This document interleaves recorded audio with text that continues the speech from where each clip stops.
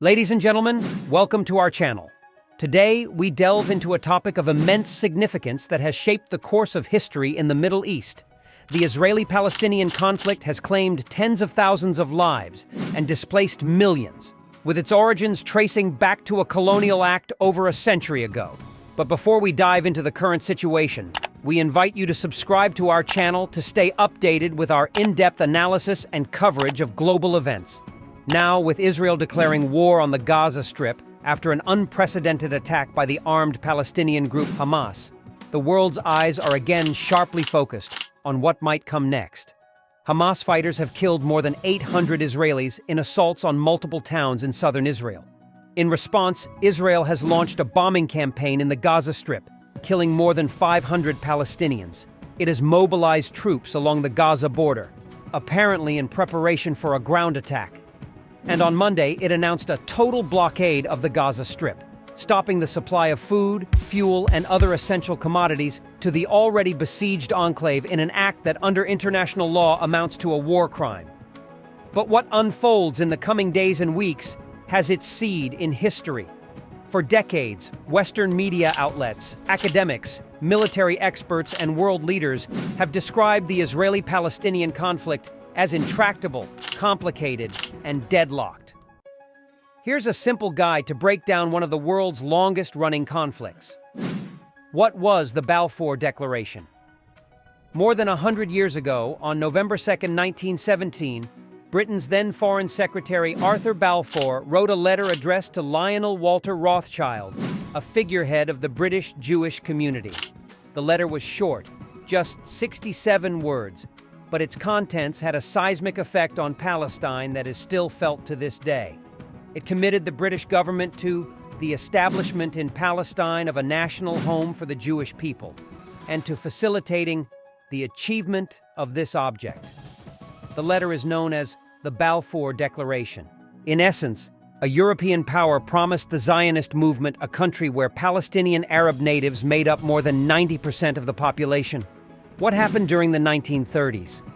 Escalating tensions eventually led to the Arab Revolt, which lasted from 1936 to 1939. In April 1936, the newly formed Arab National Committee called on Palestinians to launch a general strike, withhold tax payments, and boycott Jewish products to protest British colonialism and growing Jewish immigration.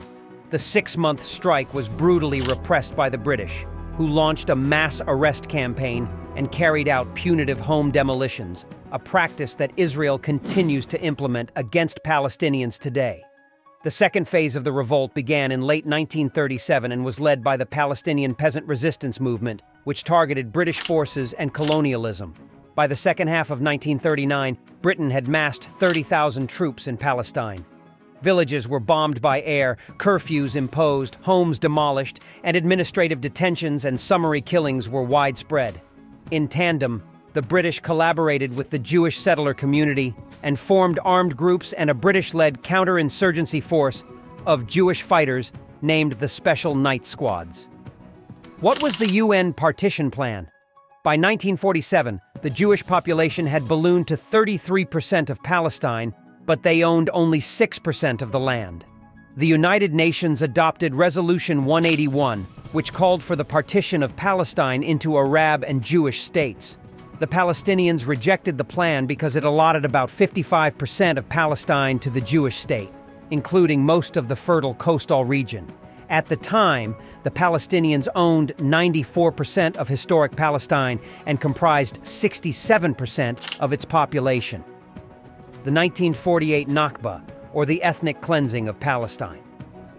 Even before the British mandate expired on May 14, 1948, Zionist paramilitaries were already embarking on a military operation to destroy Palestinian towns and villages to expand the borders of the Zionist state that was to be born.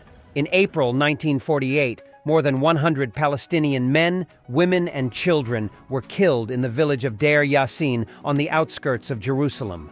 That set the tone for the rest of the operation, and from 1947 to 1949, more than 500 Palestinian villages, towns, and cities were destroyed in what Palestinians refer to as the Nakba, or catastrophe in Arabic.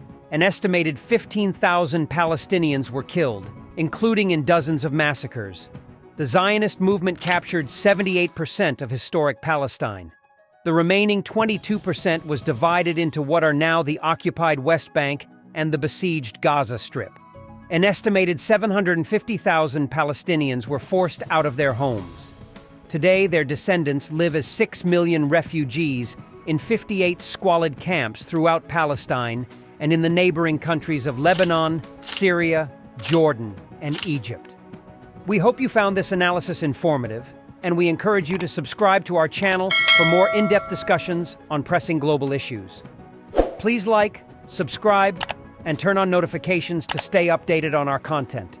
And most importantly, keep the conversation going in the comments section below, but remember to keep it respectful and constructive.